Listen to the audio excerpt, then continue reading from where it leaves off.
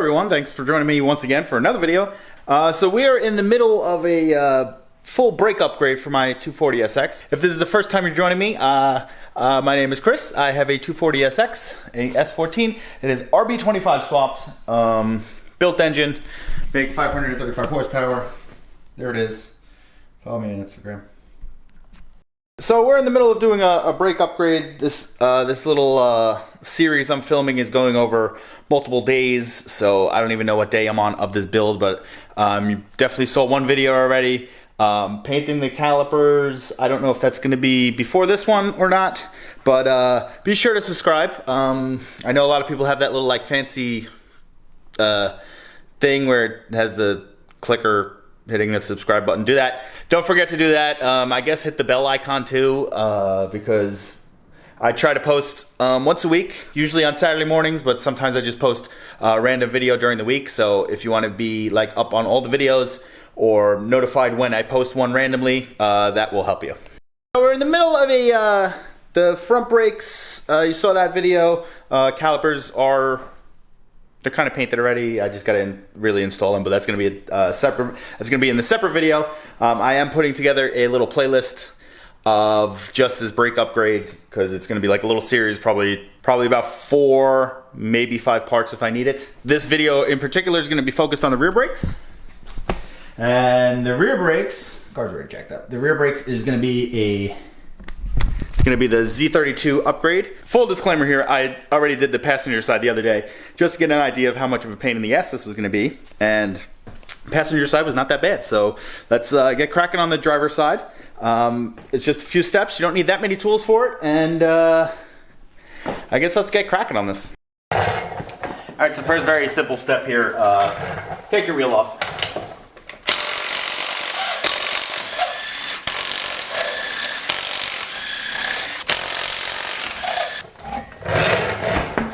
Alright, so this is what your, I can't really see if I can see you. This is what your assembly should look like.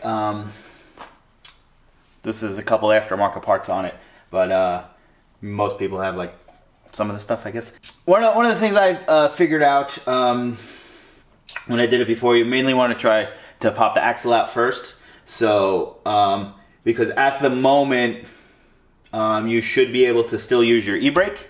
I have the brake lines disconnected, so I can't have someone step on the brake to do the axle nut. So if you do this one first, use your e-brake, or I guess if your brakes are still on, have someone step on the brake to undo this axle nut, because it's usually very tight. If you don't have that, you don't have someone to do that, and you went too far with it already, you're gonna need a big ass impact gun.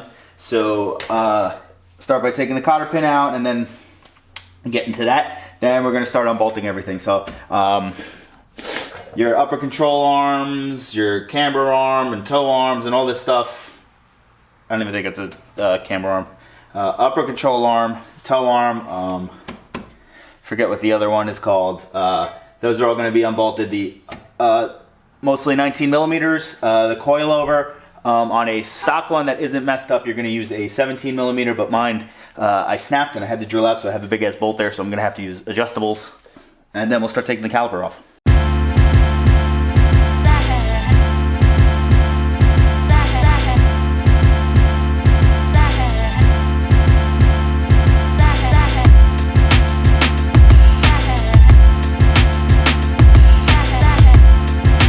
Alright, now that we got that off, we're going to start taking the caliper off.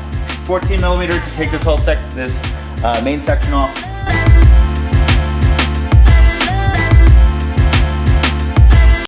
You know, charging that light really screwed me on this one, but wow, it's really bright.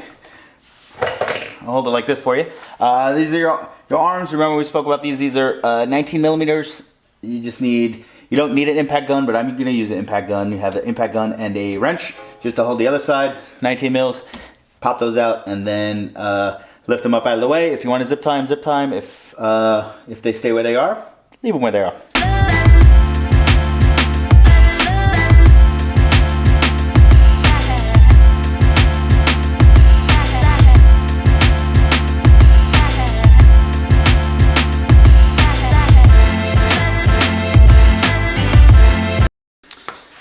Got those arms off. You got the toe armors in the back.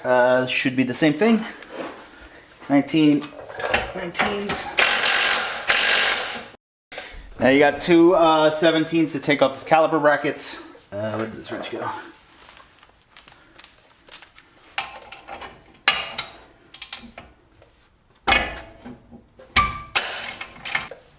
Don't lose these 17s, you're gonna need these.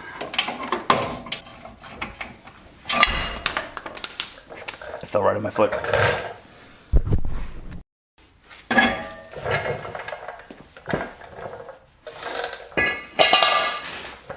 Alright, now that the caliper is off, we're gonna take this. This is, like I said, this is that big ass bolt I have.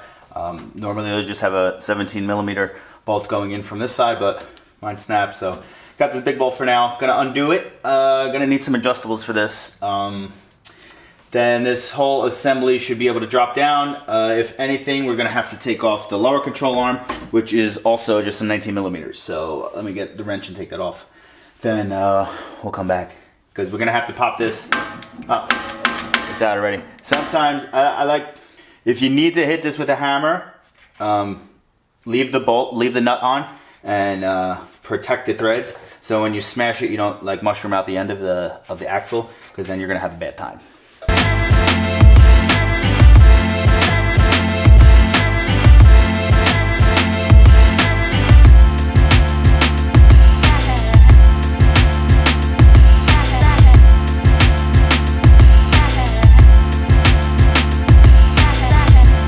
This is what you're working with once it's off. I have the ball joint. It's I forget what size this nut is. I think it's a 22.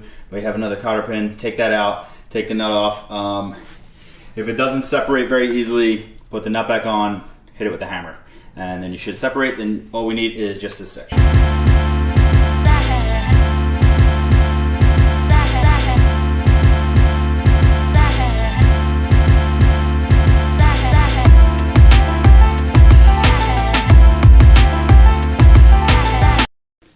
I got that section off. Now you got to take these 4 bolts out. The video I originally watched was S13, and he had to hammer this out. That side, the passenger side, I didn't have to do that. Hopefully it's the same for this for the driver's side here. So take the bolts out.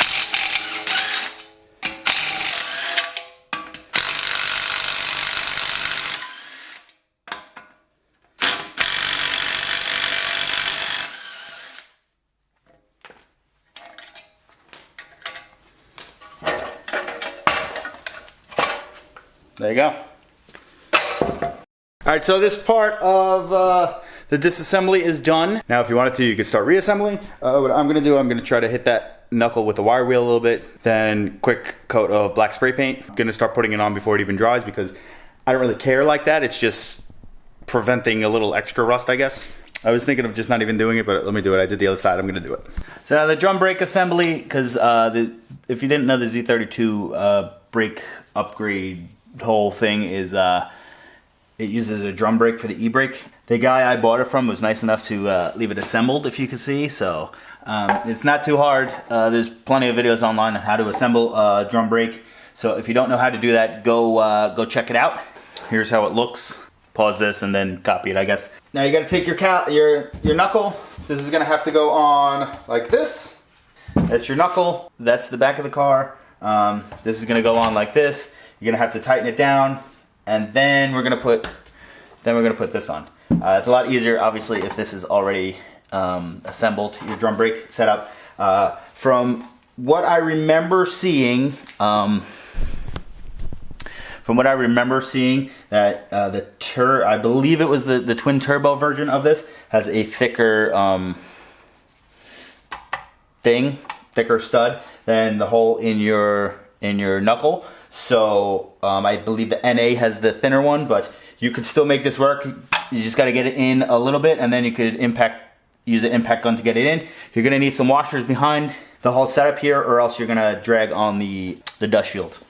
So let's get this in, and then we'll move along to bolting the axle. Then we'll move along to bolting the hub back in, and then do a reverse of everything we just did.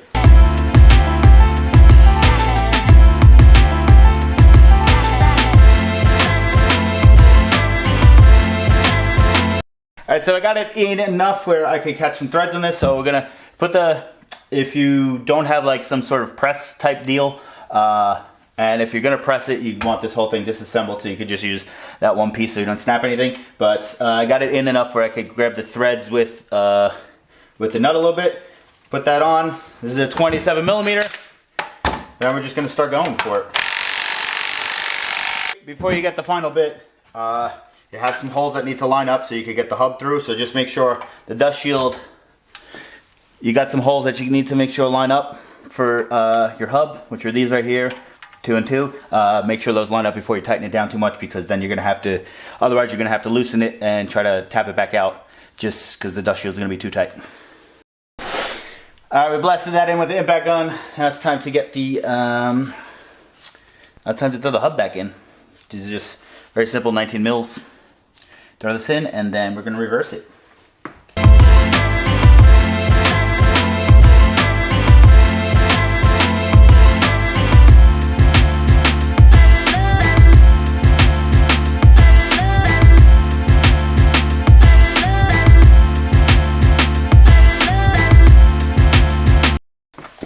All right, so we're all back together here. Gonna throw the rotor on now. If this was the permanent finish, I would spray this down with brake cleaner, wipe it down to get whatever grease off. But for right now, we're just gonna slide it on. Then we're gonna bolt the caliper on just so you can see how it looks. I still have the stock one in. I didn't want to take it apart and just leak brake fluid all over the place. So when I'm ready to do the brake fluid, then I'll take it off and swap it over. Obviously, I'm not hooking it up completely, but this is the part where you had to have saved those 17 millimeter bolts, because these are gonna go, caliper's gonna go back on.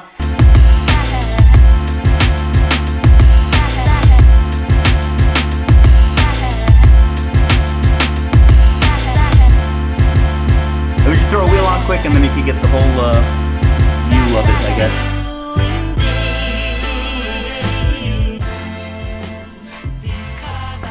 This is all we're doing for today. So as you saw, it was the upgrade. Now all you would do now is hook up your brake line to the caliper, pads, then bleed your brakes, and then you would have to definitely have to break in you have to bed the pads into the rotors. That is just for a working brake setup. If you want the e-brake setup, that is going to be in a different video, because I don't know how to do that one, and I'm gonna have to learn it, and I guess I'll film it as I'm learning it. If you join me again on the next video, we're gonna be installing the e-brake cables. The e-brake cables are off, I forget which car, I think R33. It's a different size cable. I think you could also use a different Z32, maybe twin turbo or NA, I forget which one you have to use. Alright, so when I first started researching this, I thought this was gonna be a lot harder to do this whole rear conversion. I mean, obviously, like you saw in the like you just saw, I didn't 100% complete it. All you would really have to do is throw your brake pads in, attach your brake lines, which I am not 100% sure if the stock brake lines fit with these. I will research it, and I'll leave it right here. I'll write something right here if they fit or not, because that's going to be in a separate video when I finally get around to doing that. This setup works perfectly if it's kind of like, I guess kind of race car or like weekend-ish driver, where you don't need an e-brake. If you need an e-brake, you're going to have to subscribe and follow along, because we're going to get to that part of hooking up an e-brake to this setup. Because like I was just saying earlier, it's the stock e-brake for your 240 doesn't work with these calipers with this setup. The stock e-brake is in the, I mean, you would know because you have this car, and this is why you're upgrading, but the stock caliper has the e-brake in it. This is a drum brake style e-brake. Obviously a different setup. It takes a different e-brake setup. So, thanks for joining me. Subscribe, like the video, comment, ask me some questions, whatever. But you're definitely gonna have to subscribe, because I'm I have a playlist of this whole brake upgrade. If this is the first video you're watching, I did the front brakes. The fronts were already Z32, but I upgraded to bigger pads, not bigger pads, but bigger rotors, using a bracket from GK Tech. This is the rear upgrade. Next video you're gonna see after this should be me doing the e-brake. And then after that, we're gonna have to worry about breaking in the. After that, we're gonna have to worry about bedding them in and all that good stuff. So subscribe, join me again, and so I guess I'll see you guys soon. Once again, subscribe and race car things.